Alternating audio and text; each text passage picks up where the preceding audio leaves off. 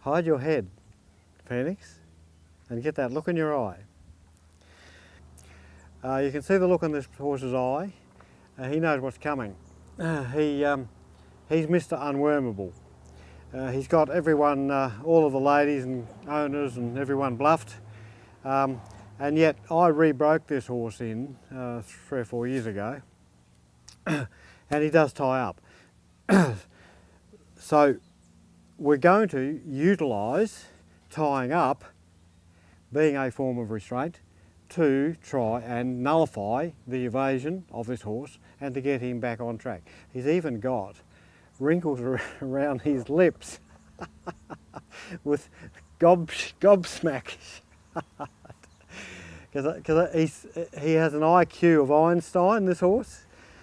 He's a cool customer. He doesn't look like it, but he's bomb-proof, and he's a cool customer, and he's actually by my old quarter-horse stallion, Indiana, which is why he's so smart. On the subject that we were talking about tying long is being dangerous, it's even more dangerous when you come to tie horses up at tie-up rails, because the longer they are, if they pull back, they can get more swing up. They can get back further, they can plunge forward further and plunge into the tie-up rail and cause the big hematoma with the blood that you're going to have to drain and get the blood out of later on. So again, shorter is safer. The other subject about shorter being safer is that a lot of horses will try and come off the ground in evasion of stuff like this.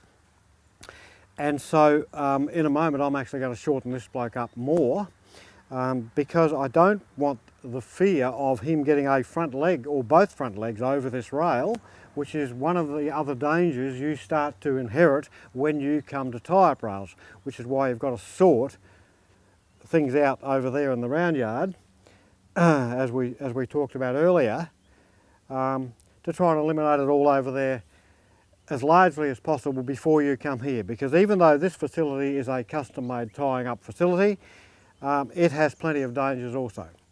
The other thing is that you should have rubber. Really, you should have rubber all over it. I've just got rubber mats here at the moment.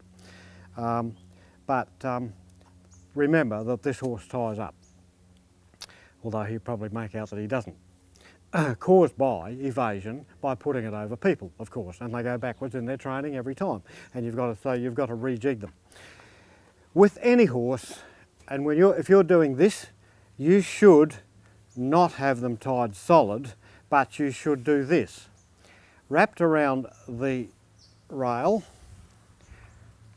twice, and then the other side of the rope once or twice, depending what will hold and stop the horse from moving the rope and getting it longer, and get a third party to stand way over here out of the firing line and out of your way and out of the danger of the horse with the tension on this, because if he gets in trouble or hung up, we can then release him because he's not tied solid. So any horse is suspect. I would even probably do it with this horse, considering that he might try a bit. Seriously. However, again, everything's about backing our judgment, and because I re-educated this horse, now, okay, so we shall attempt to worm him. Now, because I know him and I break him in, I am going to tie him up a bit shorter. He's a good boy, Phoenix. He's a lovely boy, Phoenix. And I'm going to produce his favourite thing, a wormer, to him. You'll think all of his Christmases have come at once. And so he's Mr. Evade. He's learnt every trick in the book, this bloke. So we'll attempt to worm him. Now, this, depending on the horse, this can be a highly dangerous scenario, and the thing you've got to remember about this is the front feet. Some horses will throw the front leg and strike you. And carrying on with the theme of the leg restraints DVD, if you had a suspect one, you would train him to be hobble trained in there, and then and only then, if prior hobble trained, can you put hobbles on at a tie-up rail, or in fact a front leg strap to protect yourself. I am going to, you hiding? I am going to tie him shorter again, which is not the done thing, but with this horse, come here, because he needs to learn that he can't win before he will start to settle and be a good boy. Because as I said, he's smarter than the average bear, this horse, and he's just a very cunning, a very cunning, naughty boy indeed, aren't you? You may go through the procedure, just to be fair to him, to let him know that you can, good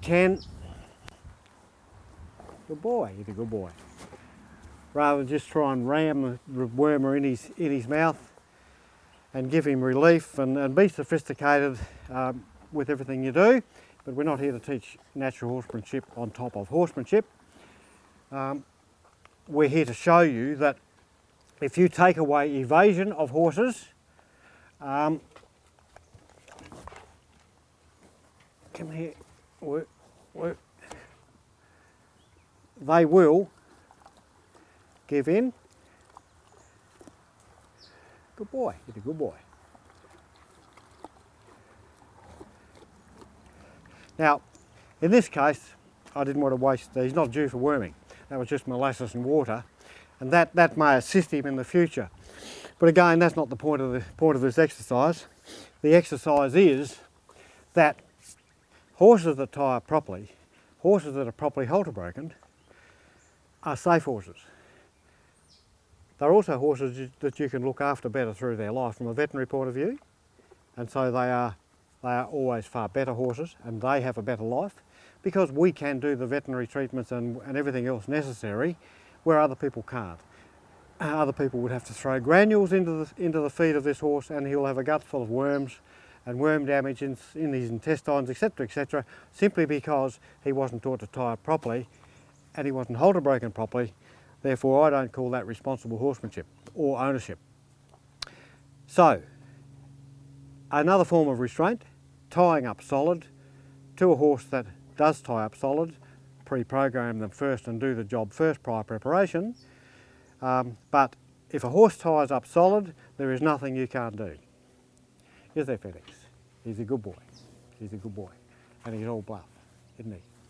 He's a bluffing boy. Yes, he is.